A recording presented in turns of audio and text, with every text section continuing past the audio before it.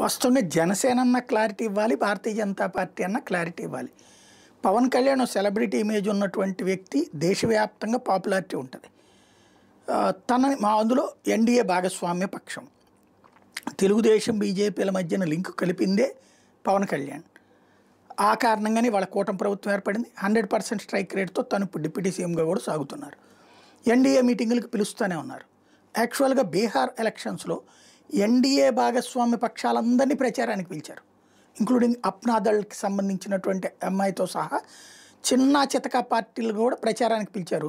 ఆంధ్రప్రదేశ్ నుండి తెలుగుదేశాన్ని పిలిస్తే లోకేష్ వెళ్ళి ప్రచారం చేసి వచ్చారు.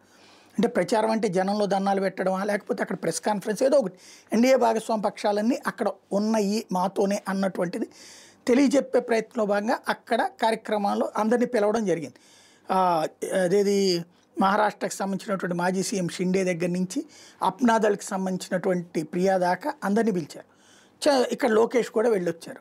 చంద్రబాబు వెళ్ళలేదు. తెలుగుదేశం నుంచి ఎవరినన్నా రమ్మంటే చంద్రబాబు గారు కానీ లోకేష్ గారు ముందైతే చంద్రబాబు గారు నేను వెళ్తానన్నారు. మరి ఎందుకు వెళ్ళలేదో తెలియదు. లోకేష్ గారు వెళ్ళి ప్రెస్ కాన్ఫరెన్స్ అది పెట్టొచ్చారు, బాగానే కవరేజ్. మరి పవన్ కళ్యాణ్ పిలవాలా? పవన్ కళ్యాణ్ పిలిస్తే వెళ్ళలేదా? ఈయనకి ఏదన్నా వేరే పని ఉందని. వేరే పనులు పోనీ వాళ్ళు అర్జెంటుగా సినిమాల షూటింగ్లు ఏమి లేవు, హడావిడి ఏమీ లేదు.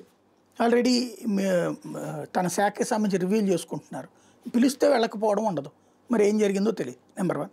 నెంబర్ 2, ఇవాళ ప్రమాణ స్వీకారానికి చంద్రబాబు గారు లోకేష్ గారు కలిసి వెళ్తున్నారు. ఇటు పవన్ కళ్యాణ్ వెళ్ళట్లేదు. ఎన్డీఏ భాగస్వామ్య పక్షాలని వెళ్తున్నప్పుడు ఈయన వెళ్ళట్లేదు. ఈయన పిలవలేదా, పిలిస్తే వెళ్ళట్లేదా?